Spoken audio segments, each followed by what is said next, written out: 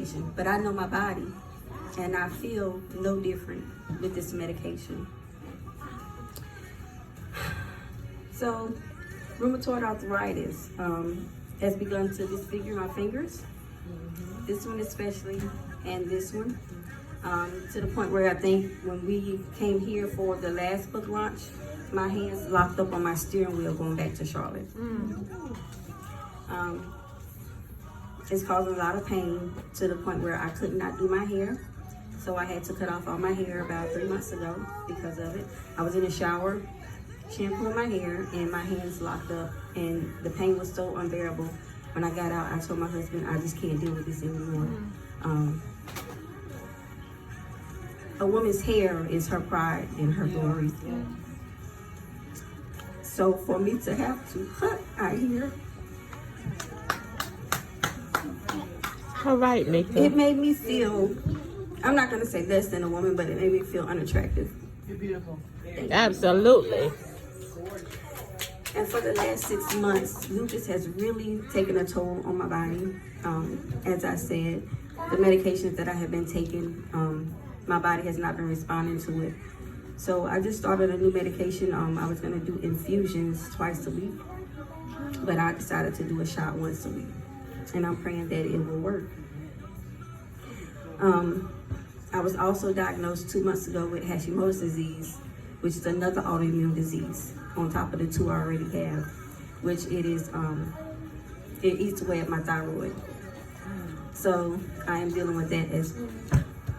So about a year ago, I began having problems with my mouth due to the lupus. I have dry mouth a lot, mouth ulcers, as well as it turned into gum disease, and my teeth began to loosen. So I lost a lot of bone density in my mouth and the teeth area. So a month ago yesterday, I had to get the majority of my teeth removed. So for me to be up here this morning or this evening speaking, it's a lot for me, because today is the only day in a month that I have not worn my mask because I felt ashamed. The day that I had my extractions, I cried and I cried because I said, I felt like my husband would not look at me the same way without having teeth. I felt like I was unattractive, and I felt defeated, really defeated. I can barely talk. I still can't eat with them in. I went up there and got my plate, and I was so ready to eat. And I sat down and I said, oh, I got my teeth in, so I can't eat right now. But I thank God that I'm able to laugh about it. Yes, glory. I thank God that I have family, friends, Yes. that called me and checked on me every day and reassured me that I was still beautiful.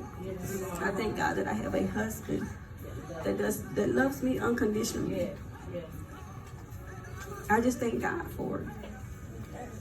The day that I got my extraction and I went home, I was laying in the bed and I was just praying, and a song came on the radio, and it says, silence the noise in my mind, Lord. Open the eyes of my heart. I want to see you. So when I listened to that, I was like, that really hit me hard. And I said, Lord, silence the noise in my mind. Silence the noise from the enemy that's telling me that I look horrible. Silence the noise from the enemy saying, you really look sick now. You have such a drastic weight loss. I've lost 20 pounds in 3 months because I couldn't keep anything down because of the medication. Silence the noise, Lord, in my mind from the enemy telling me your husband will not find you attractive now that you have dentures. Silence the noise in my mind, Lord. Open the eyes of my heart, because that's where your word is hidden. Open the eyes of my heart, because your word says that I can do all things through Christ who strengthens me. Open the eyes of my heart, Lord.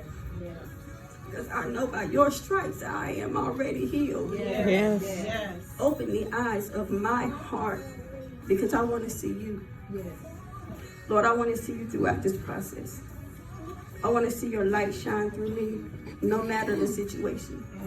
I look at myself now and I say, mirror, mirror on the wall, does Christ reflect through me at all?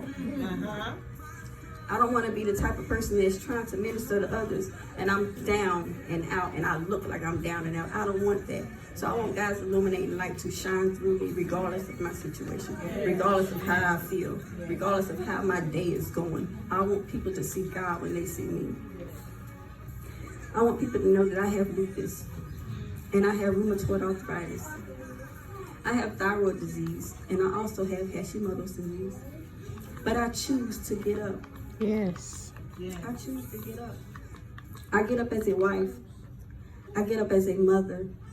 I get up as a business owner. I get up as an employee. I get up as a minister for others in need. Even though I am in pain daily, I choose to get up. I get up because I still have a long life to live. And I'm going to live my best life. And I can recall telling Claudia earlier in the year, I don't care how I feel. If I'm able to move and walk, I'm going to go. I'm going to do as much as I can do. Because I'm not going to allow the enemy to be in my mind telling me, you're not good enough. You're not going to be able to get up to go. And at one point, whenever I got my instructions, I said, I'm not going to the Girl Get Up conference. You can't get up there and stand in front of people. That's the enemy. Silence the noise in my mind, Lord, because I thank God for him allowing me to be able to be up here in front of you guys. Yes.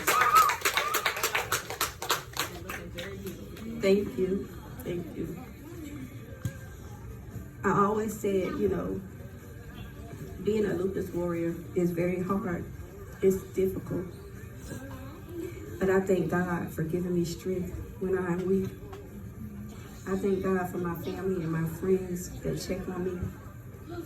I have friends like Claudia and Whitney that would just text me out of the blue. And it's like they know that I'm feeling down or I'm having a bad day. And I say, Lord, I just thank you. It's like we're on one accord. How'd you know I wasn't feeling good today? And it makes me feel good to know that I'm not alone. Yes. I thank each and every one of you for listening to all of our stories. And please purchase a book. I didn't even say anything about what I wrote in the book. I'm just telling you what I went through the past 6 months. Thank each and every one of you.